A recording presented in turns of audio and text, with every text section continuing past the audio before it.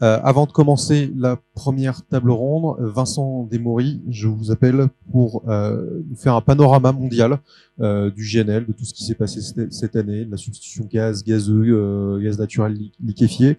Vous serez notre seul invité à avoir le droit à des slides.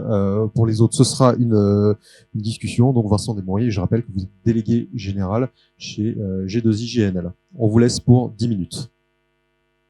Merci Nicolas. Je ne sais pas si c'est un honneur d'être la seule présentation PowerPoint de cette matinée, mais en tout cas, je vais essayer d'être à la hauteur de la tâche, de vous présenter un panorama du marché du GNL mondial en moins de 10 minutes. Voilà, on va commencer par un petit dézoom, si vous voulez bien, pour replacer un peu le rôle du GNL dans le mix énergétique mondial. Et puis, je vous présenterai ensuite les récentes dynamiques au niveau du marché du GNL. Je dirai quelques mots des prix et on finira sur un focus sur ce qui se passe en Europe. Donc pour commencer, le GNL représente une part de plus en plus importante dans la consommation de gaz naturel dans le monde. De 6% en 2000, cette part est passée à environ 13% aujourd'hui. La part du GNL dans le commerce international de gaz ne cesse d'augmenter aussi. Elle représente aujourd'hui plus de la moitié du gaz échangé entre différentes régions. Pourquoi ? Parce que le GNL répond à deux problématiques. La première, c'est la problématique d'un éloignement croissant entre les zones de production et les zones de consommation. Et la deuxième, évidemment, une problématique de diversification des approvisionnements, comme l'Europe peut en faire l'expérience aujourd'hui. Si on se replace il y a une vingtaine d'années, en 2000, on avait 12 pays exportateurs de GNL et 11 pays importateurs de GNL. Hormis Trinidad, on n'avait pas de production sur le continent américain. Les USA étaient importateurs nets. On avait un marché relativement contraint, une offre limitée, des routes d'approvisionnement point à point et des échanges qui se faisaient essentiellement sur la base de contrats long terme, avec peu de flexibilité. Où est-ce qu'on en est 20 ans plus tard, ou 22 ans plus tard ? Eh bien, le nombre de pays fournisseurs a été multiplié par 2, le nombre de pays importateurs de GNL a été multiplié par 4. On a aujourd'hui 45 marchés qui importent du GNL dans le monde. Cette année, le Salvador a commencé à importer du GNL. On a donc 19 pays exportateurs. On assiste à une multiplication des échanges, des routes, une diversification des sources, et une augmentation de la flexibilité du marché aussi avec le développement des échanges spot et court terme. Le GNL présente l'avantage de pouvoir être utilisé pour une diversité d'usages, de la production d'électricité jusqu'au transport maritime, comme on l'a vu à l'instant. Dans un nombre croissant de pays, le GNL sert à compenser la baisse de la production domestique de gaz naturel. Alors, au niveau mondial, on assiste à deux faits marquants ces dernières années. Le premier, c'est évidemment la montée en puissance des États-Unis comme exportateurs, ici en rouge, depuis 2016. Et au niveau des importations, c'est la montée en puissance de la Chine, qui importe du GNL depuis 2008 et qui a remplacé le Japon l'an dernier comme premier importateur mondial. L'offre est assez concentrée puisqu'on a 3 producteurs, les États-Unis, le Qatar et la Russie, qui représentent plus de 60% de l'offre mondiale. Donc l'offre, on sait d'où elle vient et on sait d'où elle viendra. Et côté importateur, on a évidemment donc la Chine qui devient un poids lourd du secteur. On a aussi tout un ensemble de pays émergents d'Asie du Sud et d'Asie du Sud-Est, comme le Pakistan, le Bangladesh, qui jusqu'à l'année dernière représentaient une part croissante des importations, mais qui sont aujourd'hui empêchés par la hausse des prix spot du gaz. Alors, en termes de croissance, les importations de GNL ont connu une croissance continue et soutenue au cours des 5 dernières années, avec un taux moyen d'environ 7% de 2016 à 2021. Cette croissance a été majoritairement tirée par l'Asie, que vous voyez ici en jaune. Le GNL a continué à augmenter, même l'année du Covid en 2020. L'Europe jouait jusqu'en 2021 un rôle d'équilibrage des marchés, absorbant les quantités asiatiques non contractées. L'an dernier, l'Europe, en revanche, a importé moins de GNL que l'année précédente. Vous voyez 75 millions de tonnes, comme l'a rappelé Thierry, comparé à 82 millions de tonnes en 2020. Pourquoi? Tout simplement parce que les prix en Asie étaient plus attractifs et que la majorité des cargaisons sont allées en Asie. Cette année, c'est la situation inverse qu'on observe. Cette année, la croissance sera tirée par l'augmentation de la demande européenne qui entre en concurrence avec l'Asie. Sur les 10 premiers mois de l'année, on a assisté à une augmentation de 63% des importations européennes. Thierry a rappelé un chiffre de 74% pour la France. Au niveau européen, c'est 63% ou plus 38 millions de tonnes.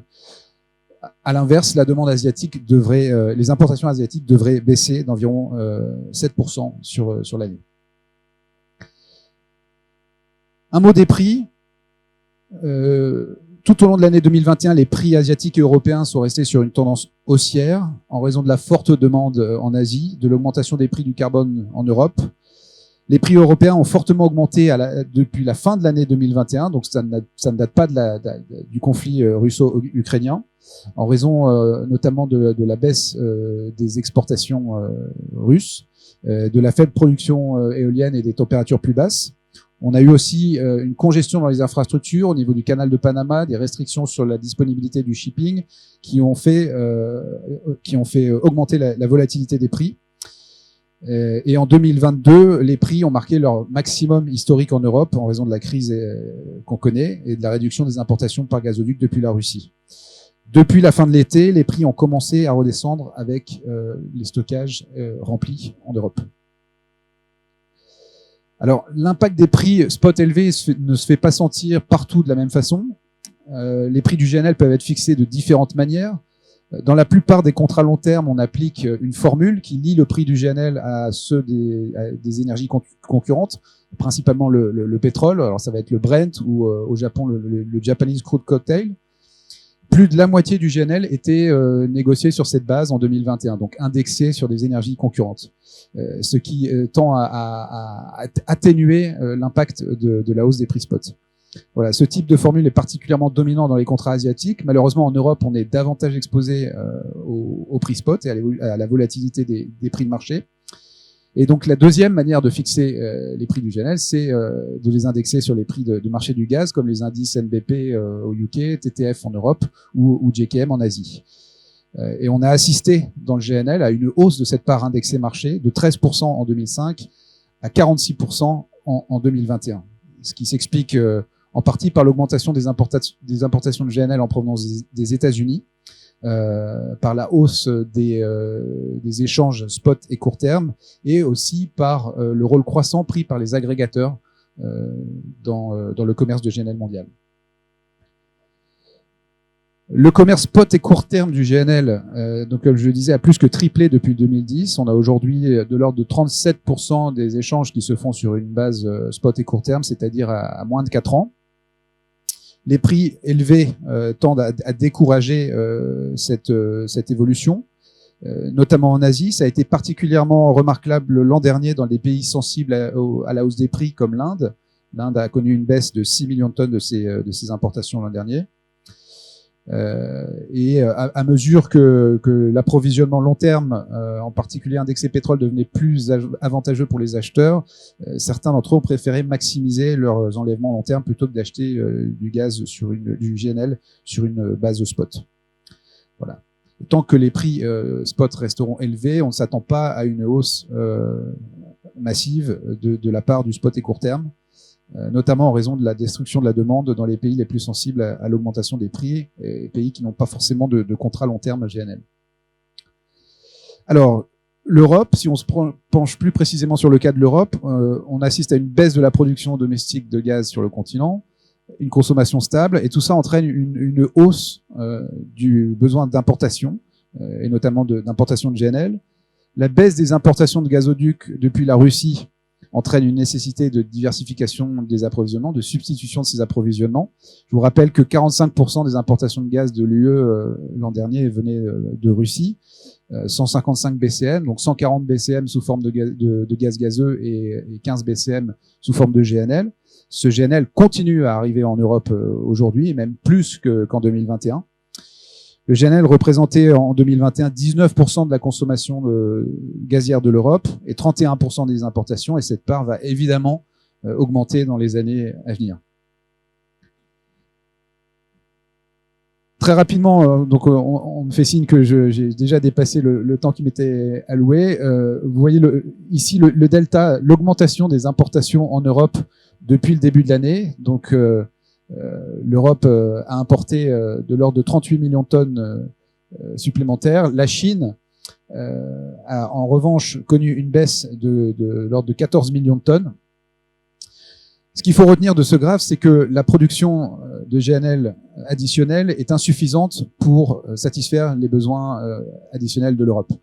Vous avez eu cette année 16 millions de tonnes de production supplémentaire et des importations de l'ordre de 38 millions de tonnes, des importations supplémentaires de 38 millions de tonnes en Europe. Donc le bilan ne boucle pas et l'approvisionnement de l'Europe en GNL ne peut se faire qu'au détriment d'autres régions, que ce soit l'Asie, que ce soit l'Amérique latine, qui l'an dernier avait importé beaucoup de GNL en raison de l'indisponibilité des capacités hydroélectriques.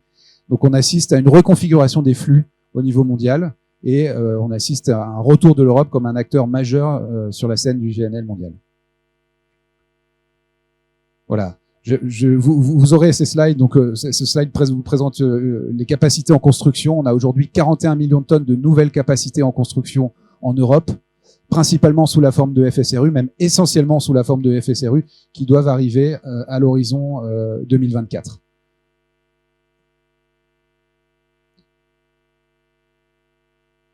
Un point sur l'offre. Le marché restera tendu, au moins pour les 2 prochaines années.